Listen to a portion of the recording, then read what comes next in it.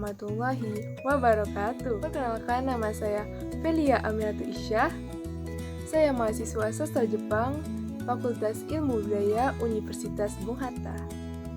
Video ini saya buat untuk memenuhi tugas dari mata kuliah Kewirausahaan. Dosen pengampu dari Kewirausahaan adalah Ibu Helmawati, SE, MSI. Dalam video kali ini kita akan bahas tentang berpikir kreatif. Selamat menyaksikan. Ini saya ingin menjelaskan tentang berpikir kreatif. Nah, pasti semua orang sudah memiliki kemampuan berpikir kreatif kan? Yuk kita lihat di slide berikutnya.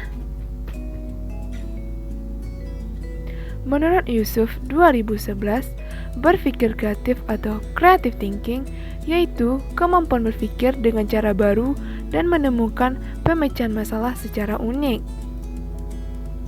Kemampuan berpikir bukanlah berpikir konvergen yang menghasilkan satu jawaban benar, tetapi berpikir divergen yang menghasilkan banyak jawaban untuk pertanyaan yang sama. Creative thinking. Berpikir kreatif juga sering disebut suatu cara berpikir di mana seseorang mencoba menemukan hubungan-hubungan baru untuk menemukan jawaban yang baru yang belum pernah dilakukan oleh orang lain. Berpikir kreatif menurut para ahli dikategorikan sebagai salah satu kunci menuju kesuksesan hidup. Contoh berpikir kreatif di bidang kewirausahaan. Orang melakukan usaha disebut dengan wirausahawan. Wirausahawan adalah seorang yang memiliki jiwa atau kemampuan tertentu dalam berkreasi dan inovasi. Berikutnya, kemampuan kreatif dan inovasi secara real tercermin dari yang pertama, dalam kemampuan dan kemauan untuk memulai usaha atau startup. Kedua, kemampuan untuk mengerjakan sesuatu yang baru atau kreatif. Ketiga, kemampuan untuk mencari peluang atau opportunity. Keempat, keberanian untuk menanggung risiko atau risking. Kelima, kemampuan untuk mengembangkan ide. Disinilah suatu kreativitas sangat diperlukan untuk mengembangkan ide-ide, bahkan untuk mempertahankan suatu ide yang telah ada. Dalam berwirausaha, terdapat persaingan yang sangat ketat. Untuk memenangkan, maka seorang wirausahawan harus memiliki daya kreativitas yang tinggi. Berikutnya adalah ciri-ciri orang yang berpikir kreatif dan ciri-ciri orang yang tidak berpikir kreatif. Adapun orang yang ciri-ciri berpikir kreatif, yang pertama, memiliki dorongan ingin tahu yang besar. Yang kedua, sering mengajukan pertanyaan yang baik. Yang ketiga, banyak gagasan usulan terhadap suatu permasalahan.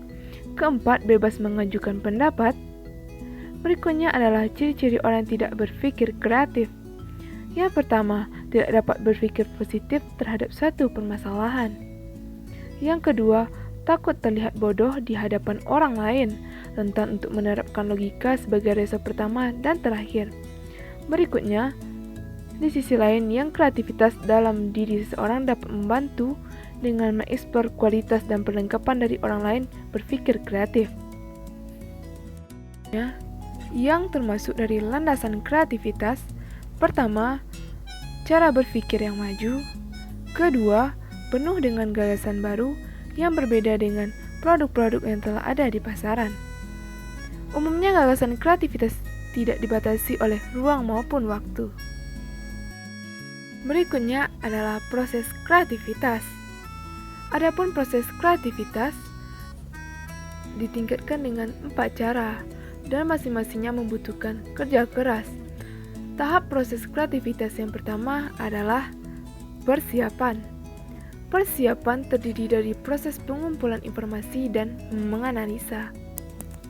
Langkah ini mencakup persiapan untuk siap berpikir kreatif, pelatihan formal. Pelatihan ini memberikan dasar cara membangun kreativitas melalui inovasi. Informasi yang sudah kamu kumpulkan tadi di tahap awal ini akan diproses lebih lanjut di tahap inkubasi, yaitu tahap kedua.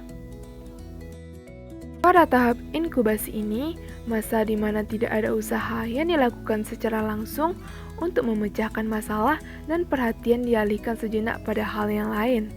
Tahap inkubasi dapat membebaskan kita dari pikiran-pikiran melelahkan. Akibat proses pemecahan masalah ini merupakan step yang paling penting. Berikutnya adalah tahap iluminasi.